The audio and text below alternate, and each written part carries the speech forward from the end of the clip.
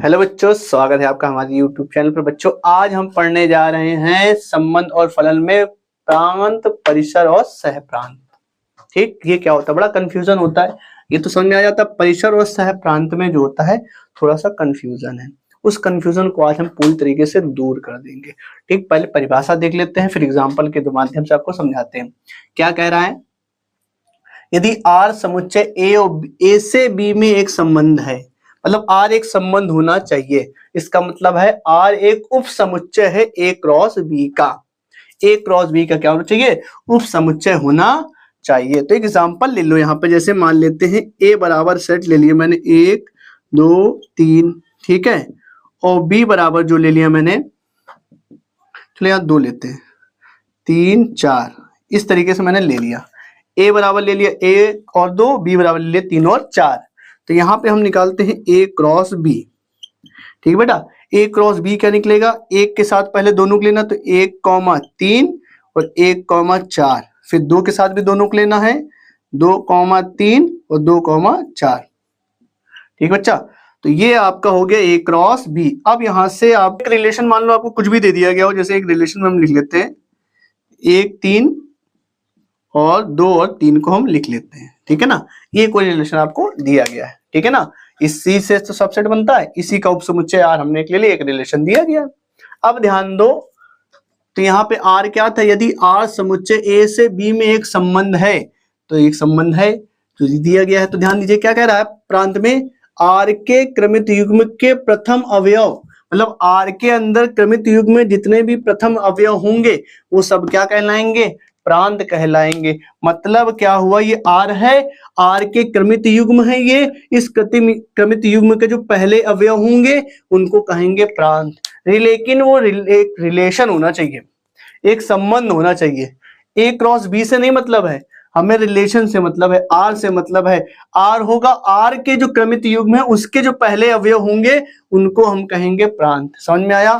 परिभाषा फिर से एक बार देख लो। R अगर समुच्चय है A से B में एक संबंध है, ठीक है ना, R क्या है? एक संबंध है। ठीक, तो R सबसेट होगा A क्रॉस B का।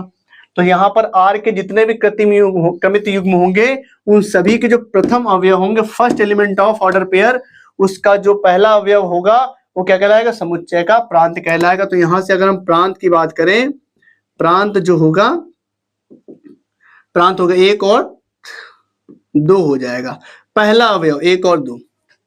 ठीक है, अच्छा ध्यान दीजिएगा। अब यहाँ पे ध्यान दीजिए, परिसर क्या होता है? उसी क्रमित युग्म में द्वितीय अवयव, जो पहला अवयव होता है वो प्रांत होता है, लेकिन जो दूसरा अवयव होता है, जो दूसरा अवयव होता है वो क्या होता है बेटा? परिसर होता है। तो दूसरा अवयव कौन है? केवल 3 है, तो परिसर जो हो गया, परिसर हो गया 3। ठीक है, समझदार हो, समझ गए होगे कि जो दूसरा अवयव हो गया वो हो गया परिसर। अब आते हैं सहप्रांत। सहप्रांत कह रहा B को R का सहप्रांत कहते हैं। मतलब ये है कि B जितना भी था, प्रांत और परिसर में ये देखना होता है किसका किसका संबंध है। संबंध में देखते, मतलब ये सेकंड एलिमेंट। ठीक है, इस सेकंड एलिमेंट को देखा जाता है, इसको देखने के बाद बताया जाता है परिसर क्या है।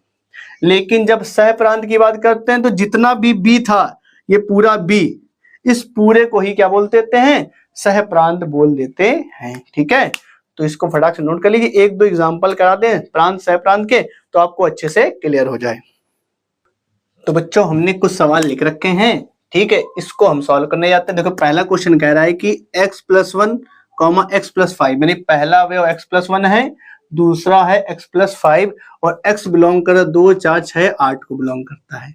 तो मतलब क्या करना है आपको? x की वैल्यू 2 रखनी है, फिर 4 रखनी है, फिर 6 रखनी है और 8 रखनी है। तो यहां से जो r लिख कर बनकर आएगा आपको क्या बने? पहले आप 2 रख दीजिए, तो जैसे ही आप 2 रखोगे तो ये हो जाएगा 3 और 5 2 7 हो जाएगा। ठीक है, फिर 4 रखोगे x की जगह पर, 4 और 1 5 हो जाएगा, और 4 और 5 9 हो जाएगा। ठीक है, फिर आप 6 रखोगे तो क्या हो जाएगा? 6 और 1 7 हो जाएगा, और 6 5 11 हो जाएगा। फिर आप 8 रखोगे, 8 और 1 9 हो जाएगा, और 8 5 13 हो जाएगा। तो इस हिसाब से R आपका आ गया। ध्यान दीजिएगा, x+1 लिखा था, x+5 लिखा था, ये R है। ठीक है, जिसमें से x जो है 2 4 6 8 है, तो 2 रखा, फिर 4 रखा, फिर 6 रखा, फिर 8 रखा।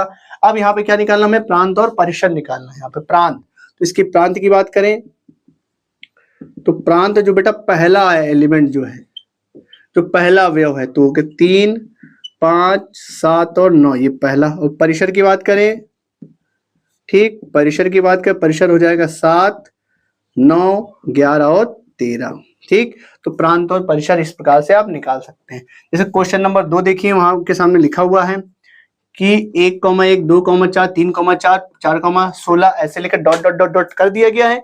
इसमें प्रांत और परिसर निकालना है। तो प्रांत के लिए आपको बताया कि जो पहला एलिमेंट होता है, पहला एलिमेंट वही हो गया प्रांत। तो यहां लिख लेंगे प्रांत। प्रांत की बात करें तो 1 होगा, 2 होगा, 3 होगा, 4 होगा, तो मतलब प्रांत क्या है, 1 2 3 4 डॉट डॉट डॉट लगा देंगे। और परिसर की बात करें, परिसर की बात करो तो परिसर 1 4 4 16 इस तरीके से दिया गया है। तो 1 4 16 फिर dot dot dot dot dot. ठीक, क्योंकि 4 4 2 बार है तो 2 बार नहीं लिखते हम लोग, एक ही बार लिखते हैं। तो इस प्रकार से आपका क्या हो गया, प्रांत और परिसर आ गया। इसको नोट कर लेना, क्वेश्चन नंबर 3 ही बताते हैं हम आपको। ठीक, इसको हम कर देते हैं रफ। देखो क्वेश्चन नंबर 3 में क्या कहा गया है, क्वेश्चन नंबर 3 में क्या कहा गया है, क्वेश्चन नंबर 3, R जो है x, y को बिलोंग कर रहा है, साथ में x बराबर 3y है। ठीक है, और जो y है 7 से कम धन पूर्णांक है। मतलब ये हुआ कि y की वैल्यू पॉजिटिव लेनी, लेकिन 7 से कम लेनी, तो 1 2 3 4 5 6 तक ले सकते हो। तो y की वैल्यू आप ये 6 तक रख सकते हो, यानी 7 से कम धन पूर्णांक, यानी पॉजिटिव नंबर लेना, वो भी 7 से कम लेना है। तो 1 से लेकर 6 तक हो गया। इस हिसाब से आपका r क्या बन के आएगा, यानी कि आपको रखना है, पहले y की वैल्यू 1 रखोगे, y की वैल्यू 1 रखोगे तो कितना हो जाएगा, 3 हो जाएगा। फिर y की वैल्यू 2 रखोगे तो ये हो जाएगा 6,2। फिर y की वैल्यू यहाँ पे 3 रखोगे तो 9 हो जाएगा। यहाँ पे सॉरी, y की वैल्यू हमने 3 रखी तो ये 9 हो गया। फिर y की वैल्यू हमें कितनी रखनी, 4, y की वैल्यू 4 रखी, 4 ते कितना हो जाएगा, 12। फिर हमें y की वैल्यू क्या रखनी, 5, 5 रख दी y की वैल्यू, 5 से क्या हो जाएगा, 15। मतलब यहाँ y की वैल्यू रखनी, पहले 1 रखी तो हो गया 3, 2 रखी 6 हो गया, फिर 3 रखी तो 9 हो गया, 4 रखी तो 12 हो गया, 5 रखी तो 15 हो गया। अब 6 रखेंगे, 6 त्रिक 18 हो जाएगा। तो इस हिसाब से आपका r आ गया। अब इसका निकालना है प्रांत और परिसर। प्रांत क्या होता है बेटा, पहला एलिमेंट, पहला एलिमेंट, पहला एलिमेंट, पहला एलिमेंट, पहला एलिमेंट, पहला एलिमेंट और पहला एलिमेंट। तो प्रांत हो गया तो क्या हो जाएगा, 3 6 9 और 12, फिर 15 और 18। तो ये आपका हो गया प्रांत। परिसर की बात करें, परिसर इसमें हो जाएगा बेटा 1 2 3 4 5 6, 1 2 3 4 5 और 6। तो ये हो गया परिसर। ठीक है, समझ में आ गया होगा। कुछ भी आपको संबंध दिया जाएगा, चाहे इस तरीके दिया जाए चाहे इस तरीके दिया जाए, आपको पहले आर बनाना, जो पहला एलिमेंट होगा वो प्रांत होगा, दूसरा एलिमेंट होगा परिसर, बस इतना लिखना है आपको, प्रांत और परिसर। ठीक, अब आते हैं व्युत्क्रम संबंध। ठीक है, व्युत्क्रम संबंध क्या होता है, ध्यान समझिएगा। अगर x, y बिलोंग कर रहा है R में, तो इसका व्युत्क्रम संबंध क्या होगा कि y, x बिलोंग करने का R इनवर्स में। बस इतना बात ध्यान रखिएगा। व्युत्क्रम संबंध होता है प्रतिलोम, इनवर्स संबंध, यानी प्रतिलोम व्युत्क्रम संबंध, प्रतिलोम संबंध। अगर x, y बिलोंग कर रहा है तो प्रतिलोम इसका क्या होगा, y, x हो जाएगा। जैसे कि क्वेश्चन में कहा गया है, क्वेश्चन में कह रहा है कि r बराबर इतना है तो r इनवर्स निकालो। तो परिभाषा के हिसाब से देखिए, अगर x y होता तो ये y x हो जाता है।